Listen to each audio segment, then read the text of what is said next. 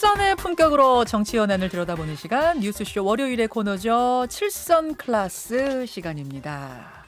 이번 주 국회에는 주목되는 일정들이 많아요. 우선 오늘부터 대정부 질문 나흘 동안 열리고요. 또 4차 추경안에 대한 심사도 열리는데, 대정부 질문에서는 추미애 장관 아들 문제를 놓고 여야가 다 진실을 밝히겠다, 지금 이런 입장입니다. 결국 가장 뜨거운 이슈가 될 것 같고요. 추경안 심사는 말씀드린 대로 통신비 2만 원이 핵심 쟁점이 될 것 같습니다. 이 두 분의 중진과 함께 미리 짚어보죠.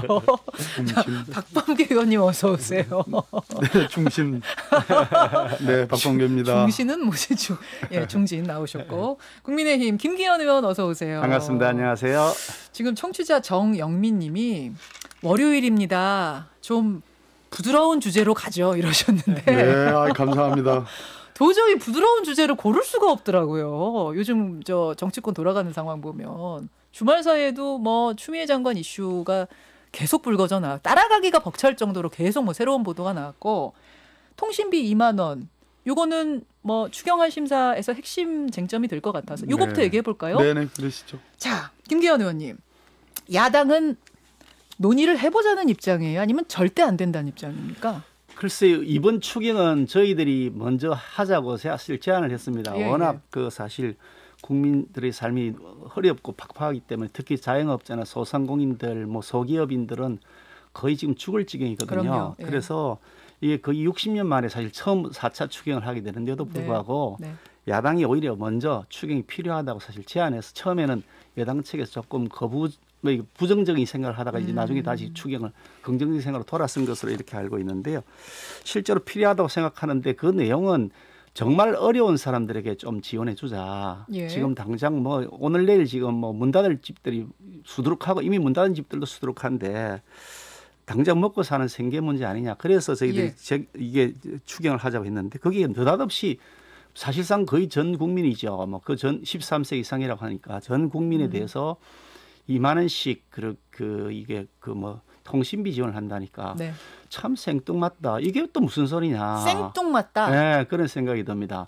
원래 이 재난지원금의 목적 자체가 정말 어려운 분들 맞춤형으로 선택적으로 우리가 지원해 줘야 되는 거 아니냐. 그 부분에 대해서 또 처음에 또 여당 지도부에서도 동의를 했던 것으로 저는 알고 있고요. 정부 측에서 동의를 했다고 알고 있는데, 맞춤형 지원. 그 청와대에서 이낙연 대표께서 대통령과 만나고 난 다음에 발표된 내용에 하면 갑자기 거의 전 국민을 상대로서 2만 원씩 통신비 지원한다. 거기에 한 9천억 정도 쓰겠다 그러는데, 이렇게 되면 결국 통신회사 그냥 도와주는 것밖에 더 되느냐. 아까 근데 저희가 그거 경제수석한테 질문 드렸거든요. 그랬더니 그걸 왜 통신사를 배불리는 거라고 생각하십니까? 통신사는 원래 들어올 돈이 이쪽에서 들어오냐 저쪽에서 들어오냐 차이밖에 없습니다. 그러셨는데요. 그렇게 간단하게 생각할 수 없는 게, 아주 그런 생각 자체가 굉장히 이제 아마추어적인 생각이라는 건데요. 통신회사에 돈이 2만 원 들어가면 그 돈을 가지고 와서 통신회사는 자기 그냥 원래 들어오는 돈을 쓸 뿐이지만 이 돈을 가지고서 오히려 소상공인들을 지원해 주면 그 돈이 2차, 3차의 승수 효과를 낸다는 거 아닙니까? 그게 이제 승수 효과. 그렇죠. 그 이재명 지사 같은 분이 지금 같은 여권 내에 있으면서도 승수 효과가 생길 수 있는 곳에 돈을 써야 된다. 그래서 이 자영업자나 소기업인들, 소상공인들을 지원해 주는 것이 더 효과적이다. 이런 얘기거든요. 정리하자면 왜 갑자기 2만 원을 거의 보편적으로 지급하는가, 그걸 이해할 수 없고 생뚱맞고. 그렇죠. 게다가 그 2만 원이 통신사로 가는 것도 동의하기 어렵다, 그 말씀이신 거죠? 통신사로 가서는 승수 효과가 안 생긴다는 거지. 정말 어려운 분들한테 가야 이게 시장에서 돈이 돈다는 얘기죠. 박범계 의원님 어떻습니까? 그 승수 효과란 말을 이제 이재명 지사가 썼는데요. 말 그대로 이제 소비를 진작시켜서 유효 수요를 늘리는 효과를 얘기하는 거거든요. 단순하게 봐서 2만 원의 통신료를 써야 되는 국민들이 2만 원을 받으면 2만 원이 세이브, 전략되는 거죠. 전략되는 만큼 자기가 원래 갖고 있는 돈을 가지고 쓸 수 있는 가능성이 높아지는 거죠. 그러니까 직접 주는 것이 물론 이건 공돈이 생겼으니까 이거는 소비로 가야지. 내 통신료가 이만큼 절감이 됐으니까 나머지 갖고 있는 2만 원 가지고 소비를 늘려야지. 글쎄 제가 보기에는 큰 차이는 없는 것 같아요. 근데 지금 이제 통신회사 도와주는 거 아니냐, 우리 이제 김기현 의원님 그런 말씀 하셨는데, 그런 말씀을 하실 저는 우리 국민의힘당 쪽에서 자격이 없다고 봅니다. 이것의 시작은 제가 조금 압니다. 통신비요? 이게 이제 문재인 정부가 출범했을 때 국정기획자문위가 이제 출범을 했는데 그때 그게 인수위격이거든요. 그때의 통신사 이 통신요금의 인하 문제가 굉장히 중요한 이슈였습니다. 문재인 대통령 공약 중에 기본요금제 11,000원 그거 폐지하는 것이 있었습니다. 그런데 그것이 현실적으로 불가능해지면서 소위 보편요금제를 도입을 하자.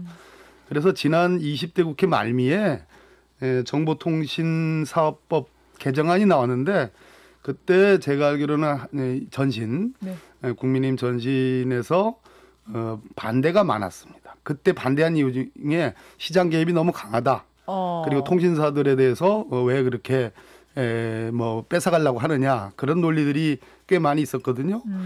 근데 지금도 지난 7월 달에 기억하는데 정부가 보편요금제 도입을 이건 전반적으로 국민 일반들에게 통신요금을 낮춰주는 그러한 보편요금제 도입을 내용으로 하는 정보통신사업법 개정안이 나와 있어요. 근데 그 일환으로 아마 이번에 통신료에 도움을 주자 하는 차원에서 2만 원 지급 문제가 나온 것 같습니다. 아마 이것을 지금 현재 추경 심사 과정에서 어떻게 조금 다소 수정하고 뭐 국민 일각에서 반대하는 그거보다는 뭐 독감 백신 낫지 않느냐. 독감 백신이라는 게 이제 우리 국민의당 쪽에서 얘기한 건데요. 독감하면 지금 코로나하고 약간 유사성이 있고 국민들 입장에서는 현실 타당성, 현실 직접성이 좀 있다 보니까 그쪽에 반응이 더 있는 것 같은데 그것은 현실적으로 생산 물량이나 이런 것이 충족이 안 되죠. 3천만 명을 대상으로 해야 되는데 그건 내년 초에나 가야지 다 충족이 되는 거고 그렇게 되면 독감 시즌 또 지나가는 문제가 생기거든요. 그래서 모르겠습니다. 아마 추경 심사 과정에서 한번 좀 지켜봐야 되겠습니다. 어떤 수정이 있을지. 김기현 의원 오히려 통신사 배불렸던 거는 저 전신인 저 통합당 배불렸다는 표현은 안 했고 도와줬다. 네, 도와줬다. 통신사 배불린다니 도와준 것도 아니고요. 이런 겁니다. 정부가 시장에 들어가서 가격을 통제하기 시작하면 시장 경제의 원리 자체가 무너져서 가령 뭐 베네수엘라처럼 무조건 석유 가격을 얼마로 딱 정해놓는다 이렇게 해놓으면 결국은 시장 질서가 무너지면서 나라의 경제가 붕괴된다 이런 거거든요. 그 부분을 지적한 거다. 그렇죠. 그런 가격의 통제를 계속 정부가 하는 것은 바람직하지 않기 때문에 그거는 시장 원리에 의해서 하되 다만 요금을 인하하기 위한 노력들은 계속해 나가는데 이런 얘기인데 이 2만 원 준다고 해서 요금 인하되는 게 아니기 때문에 그거하고 이걸 연결하는 건 전혀 맞지가 않고요. 독감 얘기는 이렇습니다. 사실 이제 뭐 준비가 좀 덜 돼 있을 수는 있습니다만 빨리 준비를 할 수 있으면 최대한 빨리 해서 이 독감 백신, 이 독감 예방 접종 얘기는 이 독감에 걸리게 되면 이 코로나와 증상이 매우 비슷합니다. 그래서 독감에 걸리신 분도 코로나라고 해서 코로나 검사를 또 받아야 된단 말이죠. 그냥 독감 약만 먹으면 될 일인데도. 그러니까 검사 비용이 훨씬 많이 들어갑니다. 국가 재정적 부담이 커지는 거죠. 거기다가 또 이게 독감이란 증세가 의심이 되면 독감인지 코로나인지 구별이 안 되니까 자가격리에 들어가야 됩니다. 그러니까 이분들이 14일씩 이렇게 집에서 갇혀 있어야 되니 사업을 하시거나 회사에 직장에 다니신 분들은 엄청난 타격을 받게 되잖아요. 그러니까 이런 문제들 때문에 독감에 걸리신 분들이 확실하게 예방접종을 맞으면 독감에 안 걸리는 확실한 효과가 생기니 그와 같은 검사 비용도 줄이고 우리 경제적인 타격도 줄이고 그리고 특히 또 독감을 걸리게 되면 기침이 나온단 말이죠. 기침을 통해서 이게 코로나와 같이 걸리게 되면 더 빨리 전파가 되는 거죠. 그런 여러 가지 차원에서 기왕에 만약에 한다면 정말 필요한 것은 차라리 그보다는 이 독감 예방접종이다 이런 얘기죠. 제가 여기서 그럼 한번 좀 논의의 주제를 던져볼게요. 만약 독감 예방접종 물량을 다 확보할 수 있다면 있다고 하면 이건 뭐 전문가 의견 들어봐야겠습니다. 있다고 하면 여권에서도 여당에서도 이거 논의 테이블에 올릴 수 있습니까? 충분히 타협 가능한 게 그 우리나라 독감 접종 대상자가 한 3천만 명쯤 되고 이미 지난 3차 추경 이미 집행이 되고 있는 3차 추경에 1,600만 명분이 한 976억, 한 2천억 정도 되는 거예요. 그러니까 1,600만 명이 그럴진데 나머지 1,400만 명 물량이 확보된다는 걸 전제로 하면 그 금액이라는 게 뭐 한 3천억 조금 더 넘을는지 모르겠습니다. 지금 통신료 2만 원 지원에 소요되는 비용이 한 1조 원 조금 못 되거든요. 그런 측면에서 얼마든지 뭐 이제 지금 국민의힘당 쪽에서는 뭐 참 뭐 한 건 했다 하는 이런 분위기 같은데 아니에요. 그렇게 아니시래요. 제가 보니까 오늘 목소리에 힘이 굉장히 잠깐만요. 우리 김기현 의원님이 실력 계셔가지고 그러니까요. 바로 그겁니다.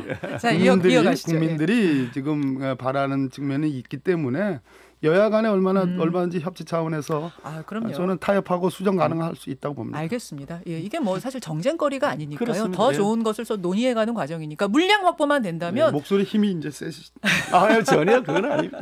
통신비 대신 독감 무료 접종, 예방 접종 무료 접종으로 논의해볼 여지 있다는 박범계 그리고 의원의 하나만 더 말씀이었고요. 붙이면 만약에 그게 어렵다면 차라리 그 돈 통신비 지원하는 2만 원 그거 주는 것보다는 그 돈을 모아서 정말 어려우면 택시 기사분 영업용 택시 중에 법인 택시 기사들은 지금 대상이 안 된다는 거거든요. 이번에 제외돼요. 예, 그러니까 개인 택시보다 차라리 어찌 보면은 이 법인 택시 더 어려울 수도 있는데 그런 사각지대들에 대한 지원을 더 강화하는 것이 바람직하다. 이게 그러니까 통신료 2만 원씩 지급하는 거를 완전히 빼고 독감 그 접종을 하느냐 이런 문제가 아니라는 거죠. 네네. 서로 타협 가능해서 절충 가능하다. 그렇죠. 이런 말씀드립니다. 절충, 합리적인 논의 이게 네. 중요합니다. 그렇습니다. 두 분 보니까 그게 가능할 것 같다는 전 생각이 들고요. 논의를 좀 충분히 해주시고요. 다음 이슈로 좀 넘어가 보죠. 통신비보다 더 뜨거운 주제입니다. 추미애 장관 아들과 관련된 이야기들. 우선 주말, 그러니까 금토일 사이에 벌어진 논란을 좀 정리를 먼저 해드려야지 여러분이 논의를 들으시기가 편할 것 같아요.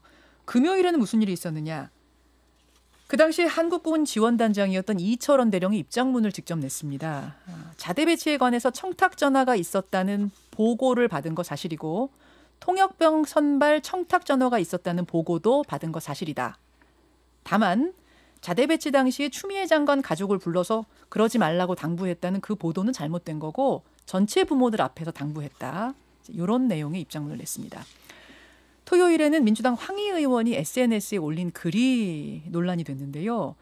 황희 의원은 이 문제에 대해서 배후설을 주장하면서 이 문제를 최초 제보한 당직 사병을 단독범이라고 표현한 거 이게 논란이 됐고 그 후에 이 표현을 고쳤습니다.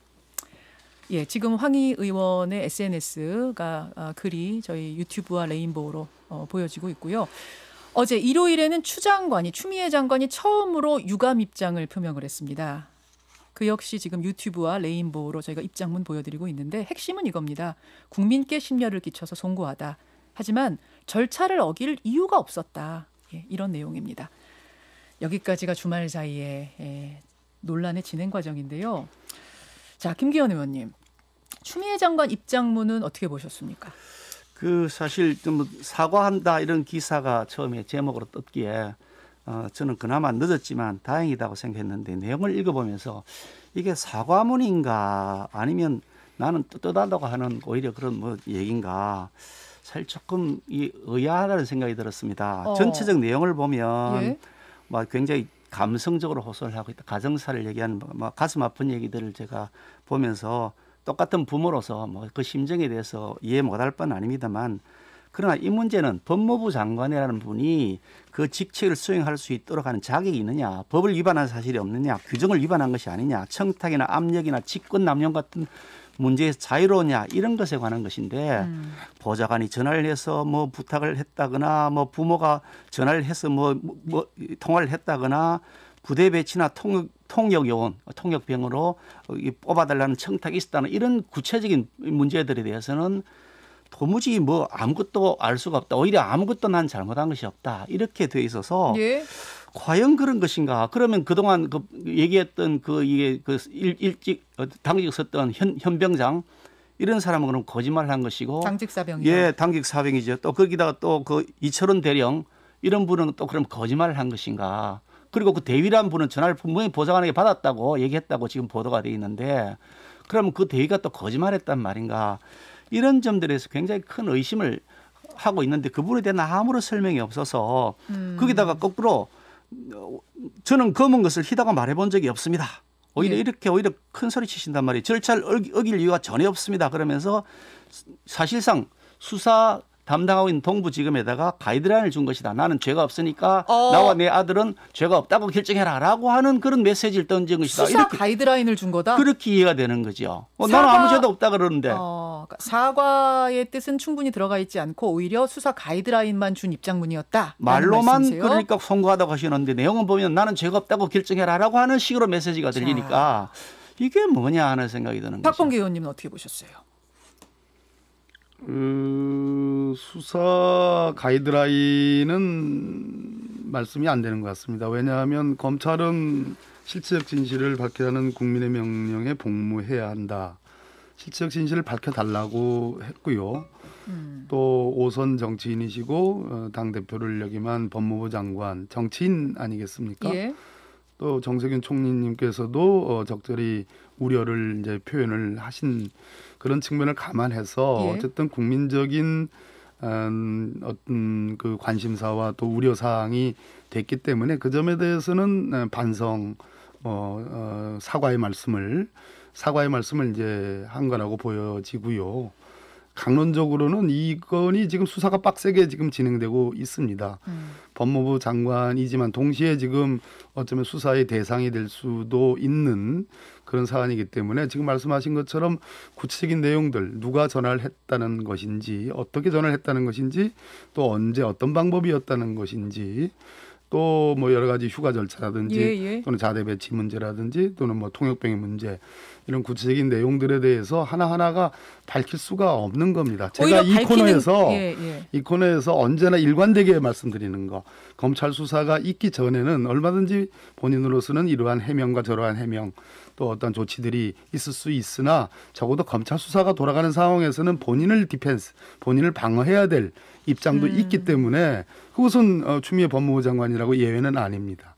그런 측면에서 구체적인 내용들을 하나하나 밝히기는 어렵다. 그러나 대체로 전체적인 입장문을 보면 실질적 진실에 관해서는 크게 내가 잘못한 것이 뭐랄까요? 법에 위반될 소지가 없다라는 점을 분명히 한 것 같습니다. 그 이유는 국방부가 밝혔듯이 최초의 문제 제기는 역시 휴가 문제였습니다. 지금 자대 배치 문제라든지 또는 뭐 통역병의 문제라든지 이것은 나중에 문제가 돼가지고 다시 계속적인 폭로, 언론에 의한 계속적인 폭로 과정에서 지금 나온 것이고요. 본류는 역시 휴가의 문제인데 이 부분에 대해서 최초의 병가 그리고 연장 이 부분 분명히 군대 들어가기 전에 왼쪽 무릎 수술이 있었고 이 당시에 오른쪽 무릎 수술을 했고 거기에 걸맞는 어떤 그 구두 승인이 지휘관의 구두 승인이 있었다라는 이런 실질적 진실에 부합하는 그러한 측면이 있기 때문에 그것은 제가 보기에는 직권남용이나 무슨 위계한 공무집행 방해에 구성 요건에 성립하기가 어려울 겁니다. 법원 판례도 구두 승인 또 형식적인 절차나 휴가 명령서와 같은 그러한 입증 서류가 없다 하더라도 실체적으로 명령권자, 지휘권자의 어떤 승인이 있으면 그것은 군무이탈죄가 성립되지 않는다라는 그런 명확한 판례가 있습니다. 구두 승인이 있었다는 게 분명하면 법적으로는 문제될 게 없다. 절차상도 지금 그 말씀이신 거죠, 김기현 의원님? 예, 이 사안이 이게 그렇습니다. 이게 추미애 장관 이분이 진실을 말할 수 있다고 하는 우리가 그런 전제가 되어 있냐 그러면 그런 부분들에 대한 엄청난 의심들이 지금 국민적으로 제기되고 있죠. 그동안 했던 말들에 대해서 뭐 그냥 소설 쓰시네 이렇게 하면서 국민 부함만 더 불러일으키는 과정들을 거쳐왔고요.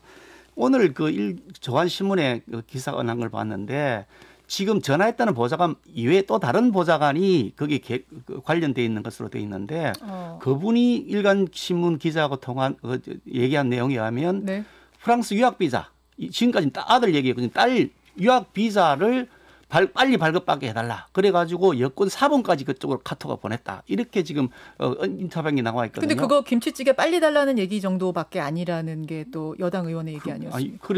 아니 그 대사관 직원에게 여당의 대표나 그 보좌진이 전화를 해가지고 그 여권 빨리 유학 비자 빨리 내달라 그러는 게 그게 김치찌개 돈 내고 그 주문하는 건가요? 그런 권리인가요? 김치찌개 빨리 달라는 건 돈 내고 하는 권리잖아요. 그거는 그렇게 하지만 안 된다고 김영란법에 정해져 있잖아요. 이런 문제인데 제가 다시 본론 들어가 말씀드리면 이런 거죠. 그러니까 이 사건을 수사하는 동부지검이 검사장이 본인이 이번에 한 달 전에 발령을 한 사람이 자기가 검사장으로 보낸 사람입니다. 그리고 이 사건을 예전에 수사를 하면서 그 보좌관이 전화를 받았다는 진술소수에서 빼버렸다고 하는 의심의 중심에 있는 그 검사와 수사관이 영전에 하거나 뭐 좋은 데로 이렇게 가셨단 말이죠. 근데 그분을 다시 불러들여 가지고 이 사건 수사를 맡겼습니다. 그러니까 은폐 축소 수사 의혹의 중심에 있는 사람을 다시 수사 담당자로 시켜놓은 거거든요. 법무부 장관이 다 지금 전체 컨트롤하고 있는 거죠. 그러니 자기가 임명한 사람, 자기가 또 다른 데 간 사람 불러서 수사하라고 시킨 사람, 그 사람들어 수사하라고 해놔놓고 그리고 나는 떳떳하다 이렇게 얘기하면 어느 검사가 어떤 결론을 낼지 뻔한 거 아니겠습니까? 그래서 우리가 예. 특임 검사를 하든지 특별수사를 본들을 하든지 해서 본인이 완전히 여기서 빠져라. 예전에 한동훈인가 그 전 검사장 아주 네. 검사장 하시던 분 네. 그분이 윤석열의 측근이라 그래서 그분에 대한 수사가 진행될 때 윤석열 총장은 빠져라. 그러면 수사 지휘를 직접 했잖아요. 추 장관이요. 예, 예. 아니 그럼 그 사람은 아들도 아니고 딸도 아니고 보좌관도 아닙니다. 그런데 측근이었다는 사유로 해서 검찰총장은 수사에서 배제된다 이렇게 얘기하셔놓고 본인과 본인의 아들에 관한 문제인데 그 문제를 수사하는데 자기는 계속해서 그 지휘를 하고 있는 법무부 장관이 있다. 이러면 그거 어떻게 공정하겠냐는 거죠. 지금 이제 수사 과정에 대한 문제 제기를 하셨는데 지금 박범계 의원의 질문은 사실 근본적인 질문은 그거였던 것 같아요. 구두 승인을 받고 절차를 따르는 것이다. 그 자체가 문제가 없었다라는 지금. 그 부분에 대해서도 물론 여러 가지 논란이 있을 수 있으니까 사실관계가 좀 다르긴 하겠습니다만 우리가 상식적으로 생각하면 이렇습니다. 그러면 제가 아주 우리 그 앵커께서 예, 예. 전화해가지고 내 아들 지금 뭐 좀 아픈데 뭐 전화해가지고 병가 좀 연장하자 그러면 예 이렇게 승인해 주겠냐는 거죠. 여당 대표가 전화했다는 게 문제가 있고 저기서 직접 하신 건 아니니까 예, 예. 직접 한 것도 있다고 하는데 어느 것이 진실인지 모르겠습니다. 그런 거 있고요. 또 하나가 이 김영란법이라고 하는 그 부정부패 방지법에 관한 문제입니다. 그기에 하면 이런 청탁을 하면은 법에 위반되게 돼 있단 말이죠. 법적으로도 문제가 있다고 보시는 거예요. 자, 박범계 의원이 발언 듣겠습니다. 그러니까 직권남용 위기에 의한 공무집행방해 형법상에 해당하는 범죄에 성립이 되느냐 아니면 지금 말씀하신 것처럼 별도의 김영란법 소위 부정청탁 예. 금지법에 적용되느냐. 부정청탁 금지법으로 가면 그것은 당연히 제가 알기로는 과태료 사안인가 아마 그렇지 싶습니다. 그 해당 조항이 반대급부나 이런 것들이 없기 때문에. 근데 그것 역시 지금 전화를 누가 했느냐 또 했으면 어떤 방식으로 즉 민원실을 통해서 했느냐 그렇지 않느냐 또 어떠한 톤과 어조로 했느냐 장관 대표이기 전에 하나의 어머니인 건 틀림없죠. 네. 그리고 이 아이가 군대 가기 전에도 무릎 수술 왼쪽 무릎 수술 했고 군대 가서 요 병가 당시에 오른쪽 무릎 수술 한 것도 맞단 말입니다. 그랬을 때 국방부가 적어도 법 규정상은 이 지휘관의 병가 승인이 연장과 승인과 연장이 문제가 없다라는 그런 판단을 내렸습니다. 문제는 그런 병가 승인과 연장의 판단을 하는 데 있어서 외부적인 작용을 했느냐. 통상적인 엄마들이 하는 것 정도라도 충분히 받아들일 수 있는 정도였느냐. 통상적인 엄마들이 전화하면 그렇게 다 휴가 연장이 되는데요? 그건 그 사실관계가. 그게 제일 궁금한데. 저도 되는지. 궁금하긴 합니다만 그 사실관계를 지금 추 장관께서는 뭐 실질적 진실에 문제가 되지 않는다라고 지금 얘기를 하시는 것 같아요. 그죠? 구체적인 내용은 없으나 그랬을 때 제가 아까 말씀드렸듯이 방식과 톤과 어조와 뭐 내용 이런 것들이 중요한 문제다. 그러나 그것은 현재 이 입장문에는 밝히기는 어려운 것이고 왜냐하면 수사의 대상이 중이니까 이게 되기 때문에 그렇습니다. 알겠습니다. 뭐 계속 두 분도 말씀하시지만 수사 중이기 때문에 우리가 결론을 내릴 수는 없겠습니다만 아마 들으시면서 특히 한 가지 더 붙이면 예, 짧게 지금 이제 수사 과정에 대한 뭐 절차와 또 인사에 대한 지금 여러 가지 문제점을 제시하는데 그럴수록 동부지검에서는 신속하게 그리고 엄정하고 객관적으로 그렇죠. 저는 수사하는 것이 마땅하다 이런 생각을. 그러니까 이게 동부지검에 수사하면 안 된다는 얘기하는 겁니다. 거기서 하면 결과는 뻔합니다. 자, 동부지검이 빨리 해라. 동부지검은 못한다. 이게 또 그게 아니고 특별수사부를 따로 만들어서 법무부 장관의 그 영향력에서 벗어나도록 해야 공정한 수사가 되는 겁니다. 수사 어느 국민이가 납득하겠습니까? 객관성 검증 장치는 아마 갖게 될 수도 있습니다. 오늘부터 시작될 대정부 질문에서 여러분 이런 흐름들을 이해하시면서 집중하시면 되겠습니다. 두 분 오늘 고맙습니다. 네, 수고하셨습니다. 7선 클래스 박범계 의원, 김기현 의원이었습니다. 김현정의 뉴스쇼는 청취자 여러분의 참여로 이루어집니다. 트위터, 페이스북, 레인보우 게시판, 그리고 단문 50원, 장문 100원의 유료 문자 샵 1212, 우물정 1212 통해 참여하실 수 있습니다. 김현정의 뉴스쇼, 여러분과 함께 만듭니다.